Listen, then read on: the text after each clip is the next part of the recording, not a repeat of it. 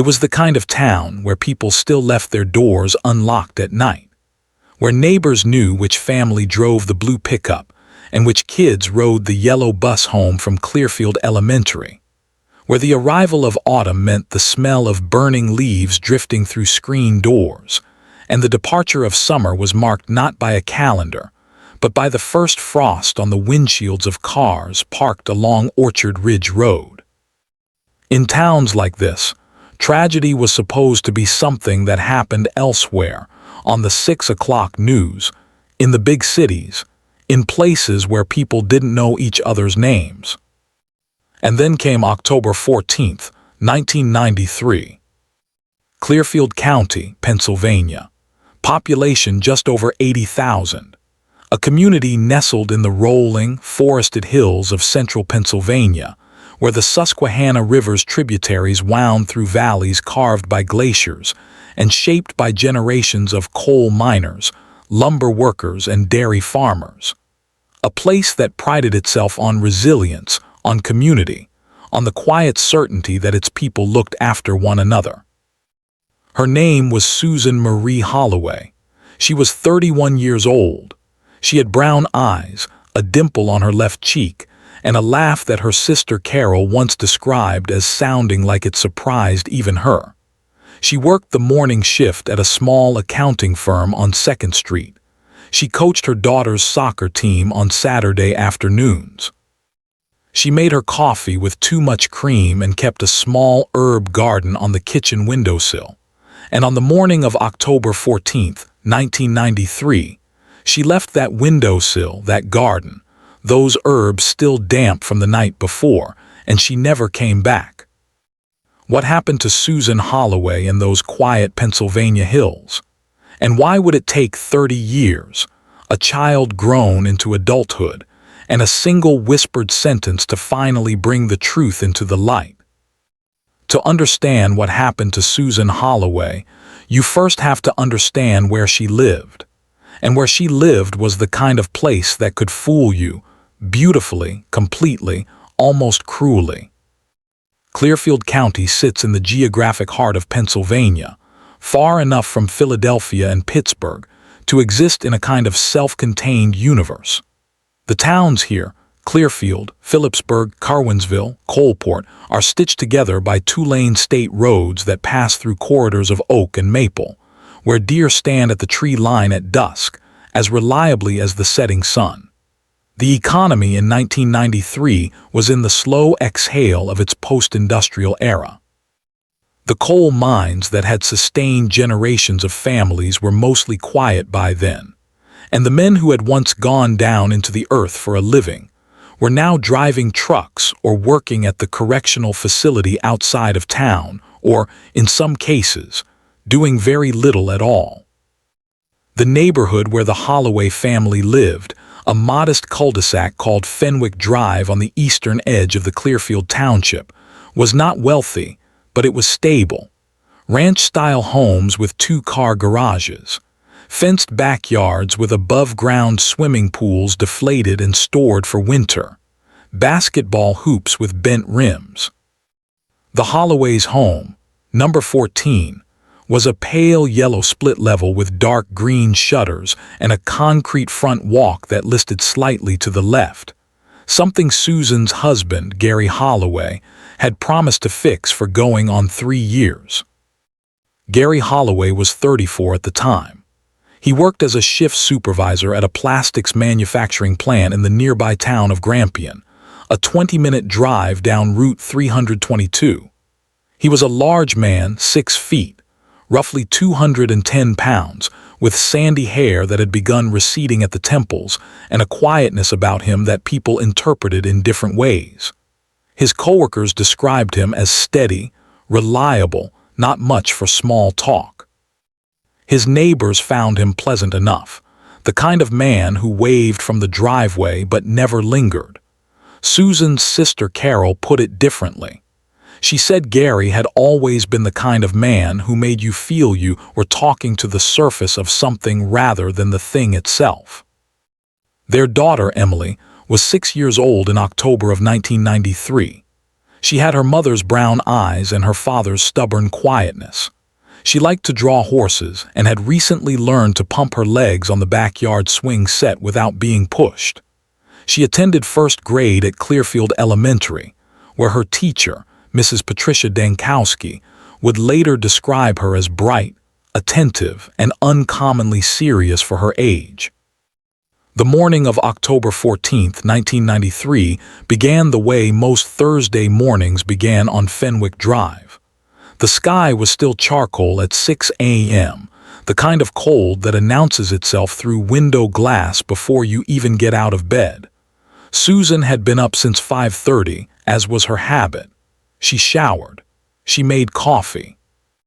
She packed Emily's lunch: a peanut butter sandwich, an apple, a small bag of pretzels, and left it on the kitchen counter next to the backpack Emily would need to remember when the bus came at 7:52.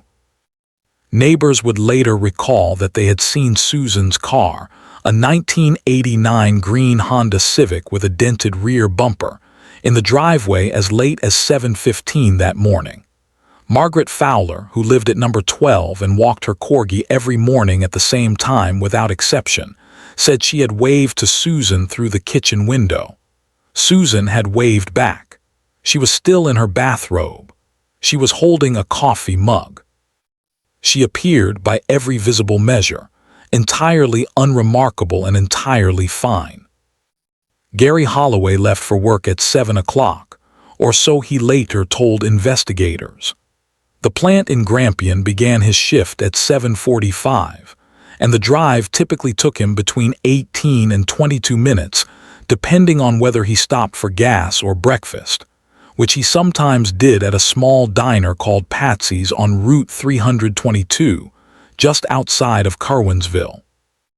Emily was put on the school bus by her father at 7:52, according to the bus driver, Roy Ashland, who ran the same route for 11 years and noted nothing unusual that morning. Gary had walked Emily to the end of the driveway, waited until she climbed the bus steps, and then walked back toward the house. That was the last time anyone who was not Gary Holloway saw Susan Holloway alive. At approximately 4:15 that afternoon, Emily's bus returned to Fenwick Drive. She walked up the front steps, found the door unlocked, and went inside. The house was quiet. Her lunch box was still on the counter. The coffee maker had been left on, the burner now slightly scorched beneath the empty carafe. The herb garden on the windowsill had been disturbed. A pot of rosemary was tipped on its side, loose soil scattered across the linoleum. Emily, 6 years old and already familiar with the particular silence of rooms that should not be silent, stood in the kitchen for a moment. Then she sat down at the kitchen table to wait. Gary arrived home at 4:50. He would tell investigators later that he had noticed nothing unusual when he left for work that morning. He said Susan had seemed fine. He said they had not argued. He said he had no idea where she might have gone. At 5:30, Gary Holloway called Susan's workplace and was told she had not come in that day and had not called. At 6:15, he called Susan's sister Carol in Altoona. At 7:45 that evening, he called the Clearfield County Sheriff's Department and reported his wife missing. The swing in the backyard hung still in the October wind. A toy truck lay on its side in the grass near the fence. In the kitchen, the rosemary plant remained overturned, its small dark leaves scattered like an afterthought across the floor. Those small, scattered leaves. Nobody bagged them that first night. Nobody photographed them until the following morning. It would be one of many things investigators would later wish had been done differently. The Clearfield County Sheriff's Department opened the case on the evening of October 14, 1993. Given that Susan was an adult and had only been absent for 1 day, the initial response was measured, standard procedure for a missing persons report. But something about the details nagged at the deputies who responded to the Holloway home that first night. Deputy Frank Marchetti, a 15-year veteran of the department who had worked everything from domestic calls to industrial accidents in the county, walked through the house and noted several things in his initial report. The coffee carafe had been left to burn. The front door was unlocked but not forced. Susan's purse, a brown leather shoulder bag, was on the kitchen table. Her car keys were on the hook beside the back door. Her wallet was inside the purse, containing $47 in cash and all of her identification. Women who leave on their own, even suddenly, even urgently, generally take their keys and their wallet. This was not Marchetti's first observation of the kind. By the morning of October 15th, a full search operation had been authorized. The county brought in volunteer search and rescue teams, and within 24 hours, crews were walking a grid through the wooded areas east and northeast of Fenwick Drive. The Pennsylvania State Police were notified and began coordinating with the Sheriff's Department. Cadaver-trained dogs were requested from a neighboring county and arrived by midday on the 15th, their handlers navigating them through the dense brush and leaf-covered ravines that characterized the terrain beyond the residential neighborhoods. The community response was, in the way of small towns confronting the incomprehensible, immediate and wholehearted. Volunteers assembled at the VFW Hall on Bigler Avenue. Church groups organized. Flyers featuring Susan's photograph. A picture from Emily's soccer team. Susan smiling in a blue fleece jacket with her arm around a small girl who was not Emily but might have been, were posted in windows along 2nd Street and in the parking lots of the grocery stores and gas stations along Route 322. Susan's sister Carol drove up from Altoona within hours of Gary's call and installed herself in the guest room at Fenwick Drive. She would later tell investigators, and eventually television journalists, that the days immediately following Susan's disappearance had a quality she struggled to describe. She said it was like being inside something that looked like grief but didn't feel exactly like grief. She said it was more like waiting. Like every phone call and every knock on the door carried the weight of a sentence not yet finished. Gary Holloway, during those early days, presented a demeanor that different people interpreted differently. Those who knew him said he was always a quiet man, so his reserve during the search was not surprising. He answered questions from investigators in short, precise sentences. He attended the community prayer vigils but stood slightly apart, his arms folded across his chest, his face arranged in an expression that some described as controlled and others described as vacant. He declined media interviews at first. When he later agreed to speak briefly to a local news camera, he read from what appeared to be a prepared statement, asking anyone with information about Susan's whereabouts to come forward. Deputies whispered quietly, among themselves and then less quietly, about the things that didn't fit. The odometer on Gary Holloway's pickup truck, a 1991 Ford F-150, was read by investigators on October 16th as part of routine procedure. Gary had told them he drove to work the morning of the 14th and came home that afternoon. The plant in Grampian was 11.3 miles from Fenwick Drive by the most direct route. A round trip should have registered approximately 22 to 23 miles. Investigators noted that the odometer had advanced significantly more than that since the last recorded reading, taken informally when Gary had the truck serviced at a local garage in mid-September. The discrepancy was not enormous, but it was there, and it was not explained by any errand Gary mentioned. There was also the matter of Gary's alibi for the morning of October 14th. He stated he had arrived at work at approximately 7:45. His supervisor confirmed that he had been present at a shift meeting at 8 a.m., but the 18 minutes between 7:45 and 8 were unconfirmed. And Patsy's diner, where Gary said he sometimes stopped, reported that his truck had not been in the lot that morning. A detail their regular cook, who parked facing the road and had a habit of noticing vehicles, mentioned without being asked. Physical evidence from the Holloway home was minimal. There were no signs of forced entry anywhere in the house, no indication of a physical confrontation beyond the overturned rosemary plant, which could have been accidental, no blood, no fibers that couldn't be attributed to the family.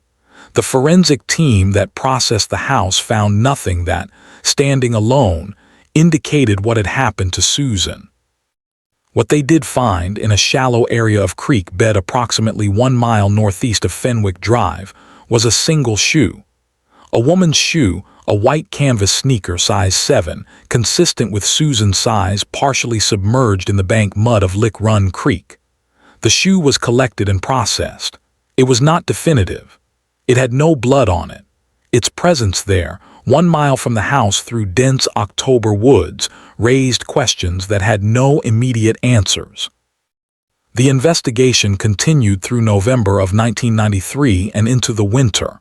The search grid was expanded.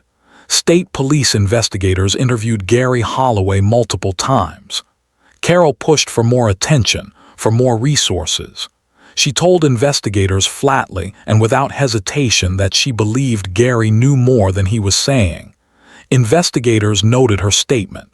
They could not, on the basis of what they had, act on it.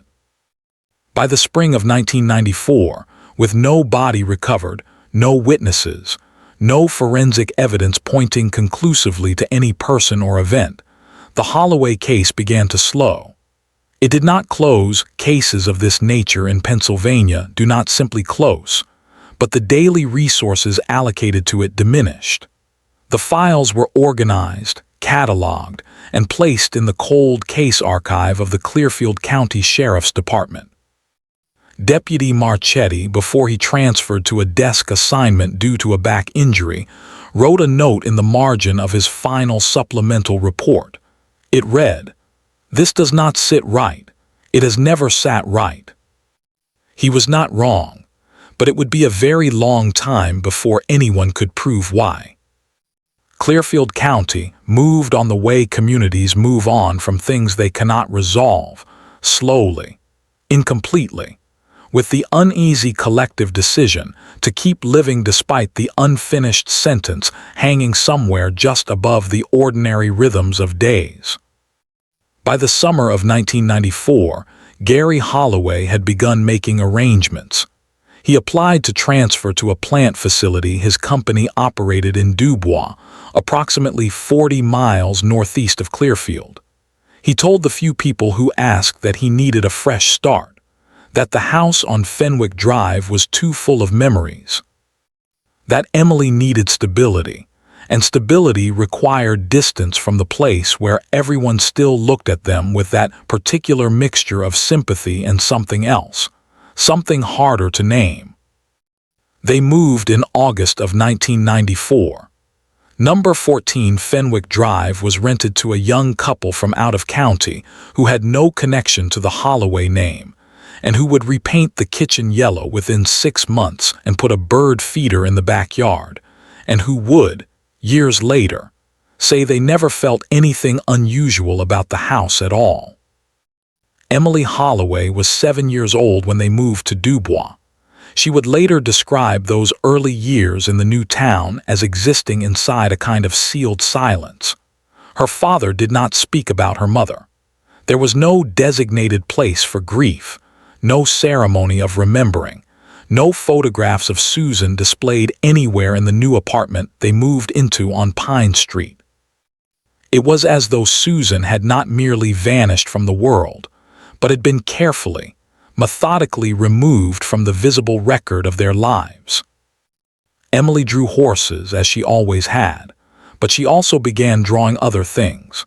Her second-grade teacher in Dubois, a woman named Mrs. Good who had sharp instincts and 20 years of classroom experience, noticed that Emily's drawings sometimes featured a figure lying down in what appeared to be a natural landscape: trees, a creek bank, leaves.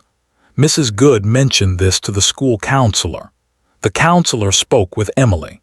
Emily said the figure was sleeping. She said this flatly, without elaboration, and then asked to go back to class. Gary Holloway in Dubois was not the man who had lived on Fenwick Drive. He was quieter still. He kept to himself. He dated briefly, twice, over the span of years, but both relationships ended without explanation from Gary, and with what the women involved described, separately and without consulting one another, as a feeling of unease they could not quite locate the source of. One of them, a woman named Diane who worked at the plant and went out with Gary for approximately 4 months in 1997, later told a journalist that she had ended the relationship because she felt she was always being watched from inside his watchfulness. She said she could never explain exactly what she meant by that, but that she meant it. For those who have ever doubted someone they love, who have held a suspicion they could not prove, who have looked at a face they thought they knew and seen something briefly unfamiliar behind the eyes, the experience Carol Holloway lived through in those years requires no translation. Carol remained in Altoona. She called Emily when Gary allowed it, which was intermittently and always on Gary's terms. She attended Susan's memorial service, organized by her own family and Gary's family jointly in May of 1994, a ceremony that Gary attended but at which he spoke very few words. She kept the files that investigators had shared with her. She kept the flyers. She kept a photograph of Susan in a blue fleece jacket, the one from the soccer team, on the mantelpiece of her own home, and she did not take it down for the next 29 years. Carol also kept calling. Not constantly, not without understanding the limits of what a cold case meant institutionally. But every year she contacted the Clearfield County Sheriff's Department. Every year she asked whether anything new had emerged. Every year she was told, gently and then less gently, and then with the particular weariness of agencies stretched thin, that the case remained open and that they would be in contact if anything changed. The years accumulated the way years do, weighted, cumulative, relentless. 1995, 1997, 2001. Emily graduated from high school in Dubois in 2005. She enrolled at Lock Haven University, an hour's drive from Clearfield. She studied social work, a fact that surprised no one who had watched her grow up carrying something no child should carry alone. She graduated in 2009. She married in 2013. She had a son in 2015. Gary Holloway, by 2010, had retired from the plant on disability and was living alone in a smaller apartment in Dubois. His health had declined, diabetes, weight gain, the general erosion of a man who had not taken particular care of himself for a long time. He had very little contact with anyone from Clearfield County. His own family, what remained of it, saw him at holidays and described him as unchanged, still quiet, still surface only, still the man who left every conversation feeling as though it had not quite happened. In 2019, a development occurred that, at the time, appeared minor and procedural. The Pennsylvania State Police established a cold case unit specifically tasked with revisiting unsolved disappearances and unattributed remains using updated forensic techniques, expanded DNA databases, and new investigative protocols developed in the decades since the cases had originally been filed. Clearfield County submitted a list of qualifying cold cases. The Holloway case was among them. The unit assigned a pair of investigators to review the file. Their names were Corporal Renata Velasquez and Corporal James Dorn, both based out of the Clearfield Barracks.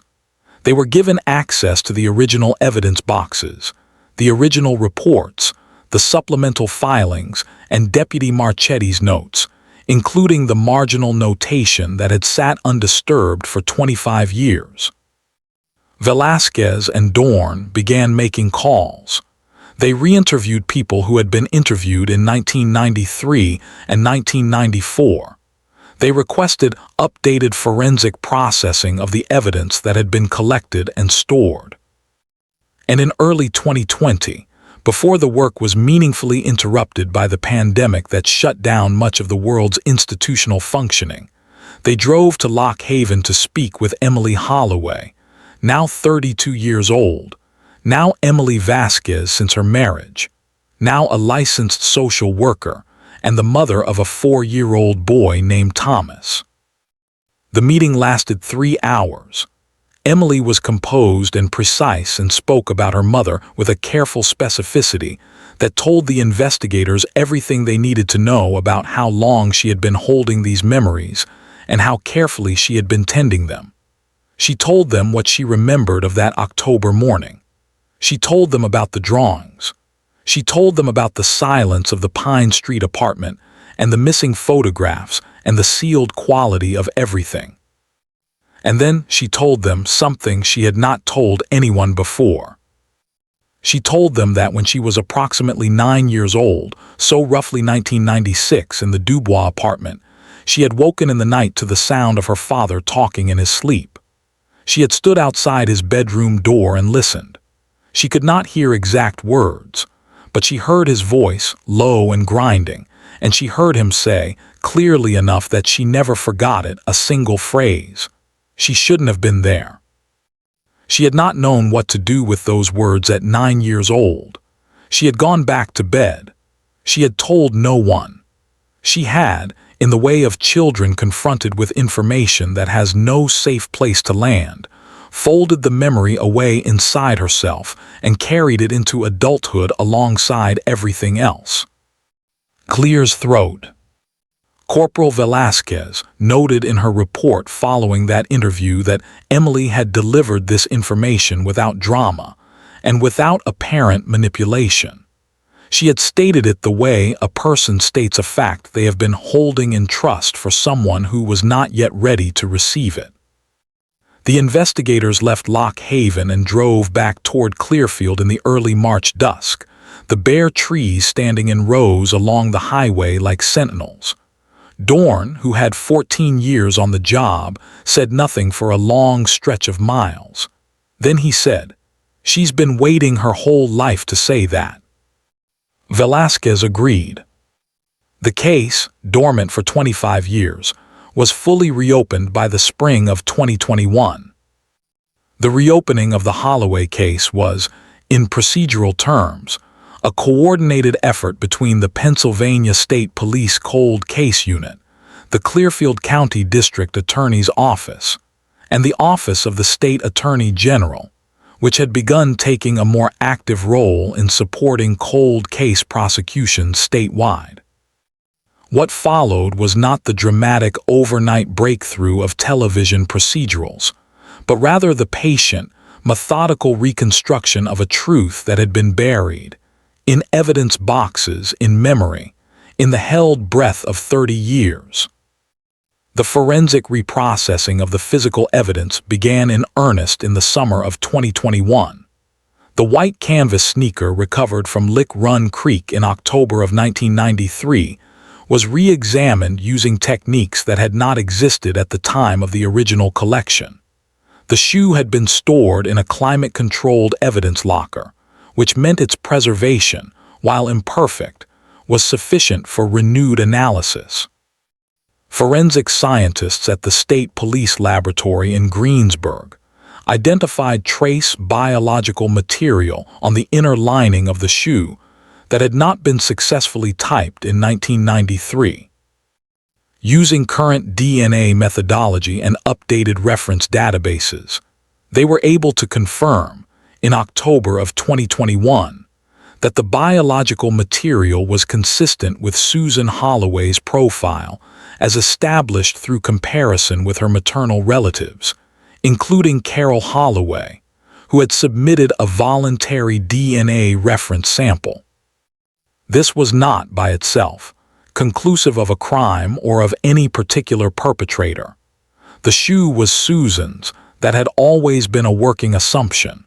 What the DNA confirmation did was re-anchor the physical evidence to Susan specifically, tightening the evidentiary chain and strengthening the foundation for what would need to come next. Corporal Velasquez and Corporal Dorn turned their attention to the terrain surrounding Lick Run Creek. They consulted with forensic anthropologists and with a geological survey specialist who had done prior work in Clearfield County. They examined aerial survey photographs, including newly available LIDAR imaging data from a statewide infrastructure survey completed in 2018 of the area northeast of Fenwick Drive. The LIDAR imagery, which generates detailed topographical maps by bouncing laser signals off the Earth's surface, can identify subtle variations in ground elevation invisible to the naked eye, including depressions or mounding, consistent with subsurface disturbance. Disturbance that, over years and decades, gradually normalizes as surrounding vegetation and soil movement continue. In a wooded ravine approximately 240 meters northeast of the location where the sneaker had been found, the LIDAR data indicated an anomalous subsurface contour, roughly consistent with a shallow excavation that had subsequently been partially refilled. On September 9, 2021, a forensic excavation team entered the ravine under the authority of a court-issued warrant. It was a Wednesday. The morning was overcast, the sky the color of old pewter, the creek audible through the trees as a low, continuous sound below everything else. The team worked carefully and without urgency, as forensic excavations must. By early afternoon, at a depth of approximately 3 feet below the surface, they made a discovery that confirmed what Deputy Marchetti's margin note had said 28 years earlier. Susan Holloway's remains were recovered from the ravine adjacent to Lick Run Creek on September 9, 2021. She had been there, within 1 mile of her home, within walking distance of the swing set and the toy truck and the rosemary plant, and everything she had left behind on the morning of October 14, 1993. The state medical examiner's office conducted the forensic analysis of the remains.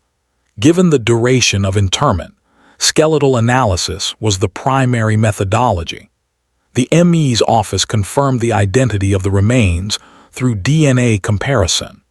The manner of determination required extensive analysis, but the forensic findings were ultimately sufficient to establish conclusions that the district attorney's office indicated were consistent with the evidence necessary to proceed. The Clearfield County District Attorney at the time, a woman named Margaret Sievert, who had been in the role since 2017 and who had personally reviewed the Holloway file as part of her office's cold case initiative, confirmed in a brief and carefully worded statement that the case had entered the active prosecution phase. Gary Holloway was arrested on the morning of November 3, 2021.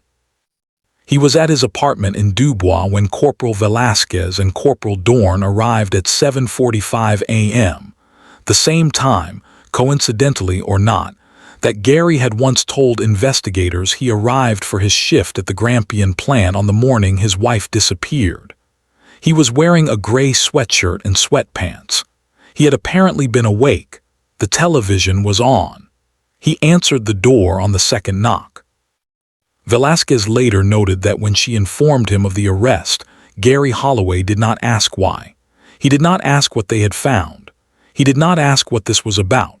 He stood in the doorway for a moment with an expression that she described in her report as flat, unsurprised, as though he had always known this moment had a time and the time had simply arrived. He said, "All right." He said nothing else until he had been transported to the Dubois barracks and his attorney had been contacted. The arrest of Gary Holloway, aged 62 by November of 2021, was announced publicly by the district attorney's office that same afternoon. The press conference was held in Clearfield. DA Sievert stood at a podium in a small room that filled quickly with local journalists and 2 regional television crews. She confirmed that Gary Holloway had been charged with criminal homicide in connection with the death of Susan Marie Holloway, who had been reported missing in October of 1993 and whose remains had been recovered in September of 2021. The response from the community of Clearfield County was, as community responses to long-held truths tend to be, both unified and fractured. Those who had known Susan, those who had made the flyers and walked the search grids and attended the vigils in 1993, responded with something that was not quite relief, because relief implies the lifting of a weight, and what most of them felt was more like the confirmation of a weight they had been carrying for so long they had forgotten what not carrying it felt like. Margaret Fowler, now in her mid-80s and still living at number 12 Fenwick Drive, told a local radio journalist that she had always known something was wrong that morning. She said she had never stopped thinking about that wave through the kitchen window. She said she was glad Susan had been found. She said glad was not the right word. She said she did not have the right word. Those who had worked alongside Gary at the Grampian plant in the years before the move to Dubois expressed the particular shock of people who had known someone in a context that now required complete revision. His former supervisor said he would have never, could have never, and then did not finish the sentence. His coworkers in Dubois said largely the same thing. Several of them said that Gary had always seemed like a man with something heavy on him, but they had attributed that to the tragedy of his missing wife. They had been sympathetic. They were not certain now how to reclassify that sympathy. Clear's throat. Carol Holloway, reached by telephone at her home in Altoona, did not give a press statement immediately. She asked for several days. When she did speak, it was to a single journalist in her living room with the photograph of Susan in the blue fleece jacket still on the mantelpiece behind her. She spoke for a long time and with great composure. She said she had been waiting for 28 years for someone to say out loud what she had known from almost the beginning. She said that the hardest part had not been the not knowing, because she had always, on some level, known. She said the hardest part had been the being told to wait. She said she understood why it had taken this long, and she did not understand why it had taken this long, and she lived with both of those things simultaneously and had for years. She said that Susan had been an extraordinary person, whom the word extraordinary did not adequately contain. Emily Vasquez, Emily Holloway, was notified of the arrest before it was made public. Corporal Velasquez called her directly, as she had promised to do. Emily received the call in her kitchen in Lock Haven. Her son Thomas was at preschool. Her husband was at work. She stood at the kitchen counter and listened to Corporal Velasquez's words and said very little and then said, "Thank you for not giving up on her." She later gave a written statement that was read into the record at Gary Holloway's arraignment. It was short and was not written in the language of legal proceedings or prosecutorial purpose. It was written in the language of a daughter who had learned, at the age of 6, that the world was not the place she had been told it was, and who had spent 33 years figuring out how to live in the world anyway. She wrote that her mother had deserved 30 more years, and 60 more years, and that no verdict and no sentence could make that right, and that she was grateful that the truth had finally been told, and that her mother's name could now be spoken with the full weight of what had happened to her. Gary Holloway entered a plea of not guilty at his arraignment in Clearfield County Court on November 18, 2021. He stood at the defense table in a dark suit that appeared to be one he had owned for many years, slightly too large across the shoulders. His attorney, a Dubois area defense lawyer named Kenneth Schrader, confirmed the not guilty plea and indicated they intended to challenge the sufficiency of the forensic evidence given the passage of time since the alleged events. Bail was denied on the basis of the severity of the charges and the risk of flight given the nearly 3-decade interval between the alleged offense and the arrest. The courtroom was not large enough for everyone who came. People stood in the hallway. They stood on the courthouse steps outside in the November cold, the bare trees of the Clearfield town square standing at attention in the gray afternoon. District Attorney Sievert, standing briefly with reporters after the arraignment, was asked how it felt to finally have brought the case to this point. She paused before answering, and the pause was long enough to be noticed. Then she said, "I keep thinking about a 6-year-old girl coming home on a school bus. I keep thinking about what she found and what she carried and what she never should have had to carry." She said, "That's what this is about. That's what it's always been about." Clears throat. The trial of Gary Holloway was scheduled for the spring of 2022 and subsequently delayed multiple times for procedural and motions-related reasons. As of the fall of 2022, the case remained in the pretrial phase with both prosecution and defense teams engaged in extensive evidentiary disputes, particularly around the admissibility of the forensic odometer evidence and the scope of testimony from expert witnesses regarding LIDAR topographical analysis. Emily's account of the words she had heard through a bedroom door in 1996 was the subject of significant legal argument regarding its nature and admissibility. Whatever the eventual legal outcome, and the courts of Clearfield County would determine that in their own time and on their own terms, certain things had been established that no courtroom proceeding could unmake. Susan Marie Holloway had been found.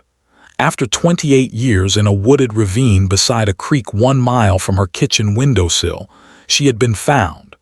She had a name and a face and a daughter who had carried her forward through everything. She had a sister who had never taken her photograph off the mantelpiece. She had a deputy's margin note that said this does not sit right, it has never sat right, and who turned out to have been correct all along. Music returned softly, the same low strings from the opening, building slightly before settling. The Holloway case is, in one sense, a story about what forensic science and institutional patience can accomplish when they are applied with care and without giving up.